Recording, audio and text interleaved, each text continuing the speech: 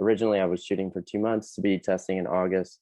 However, now we're looking at an October date. Some unforeseen family circumstances came up, which has kind of been a large distraction. And I don't want to go ahead and rush into it. I did for the LSAT flex for the purpose of getting a taste of what would have been a 3-section test, and much to the warning that you did set out. If you're not ready, don't do it. But I wanted the 3-section, but we're going to be doing the 4. Of course. Well, I'm glad you're allowing the time you need to fully master the material and reach your fullest potential on this.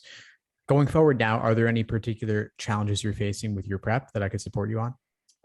In particular, I guess since I do have that timeline shift, I wasn't sure if I should continue with the 2-month program that I have been doing or switch it to what would be a 3-month if we're looking at an October date.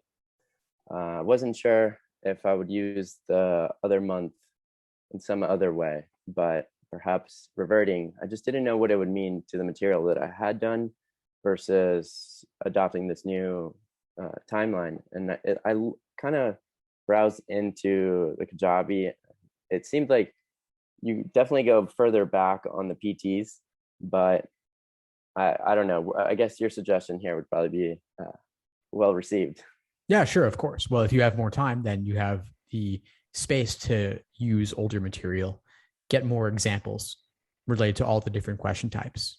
Alternatively, you can use the additional month to drill down on some weak areas if you discover particular areas you want to give more focus, or you could just do more full-length timed exams. And perhaps a combination of all 3 is suitable. The schedule is just a general guideline regarding what you could do, but of course, you're going to want to adapt it to your particular situation.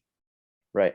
Okay. That's kind of what I had in mind. I wanted to push through the 2, even if it meant I added an extra week or 2 to it, and then just kind of honed in on those problematic areas. And if that sounds correct, then I think that's probably what I'll do.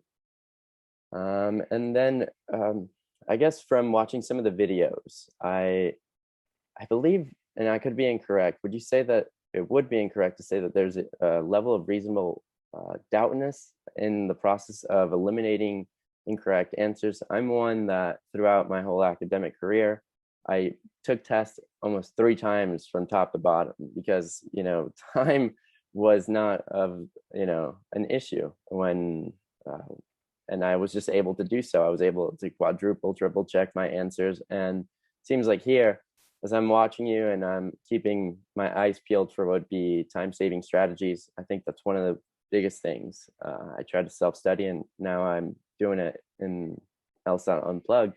But it seems like, we don't even pay much attention to certain answers because we can just kind of rule them out. And it's something that's new to me and it feels uncomfortable, but I'm getting things right. And I'm afraid that I don't know why in certain cases and untimed circumstances. Yeah. Okay. Yeah. Well, you definitely want to have certainty in what you're choosing and certainty in eliminating the wrong answers. Typically, you're going to find that a few of the answer choices are going to be pretty easy to knock out just based on your intuition alone. But then you may get down to the correct answer and then an especially tempting wrong answer. And that's where a lot of the work comes in. So I'm not going to say that you need to fully evaluate all 5 choices during the review process. Some are just frankly going to be obviously wrong.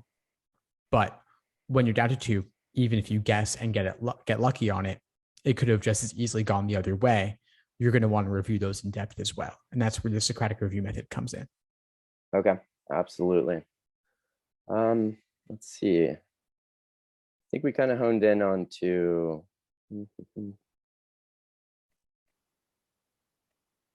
change in schedule. And I guess at this time, I'm not sure that anything immediately comes to mind. I think a lot of the content that you have answers my questions, and those weekly reviews do tend to help a lot. Well, I'm glad you're finding it helpful. I'm glad you're allowing more time to master the material and get ready for October. And just keep at it. If you need anything at all as you move forward, reach out. I'm happy to help. Absolutely. Thank you. Thanks for tuning into the show. Please subscribe if you haven't done so already to be notified of new episodes as I release them. And feel free to reach out if you need anything at all as you move forward with your prep. I'm happy to help however I can. In the meantime, I'll wish you all the best and take care.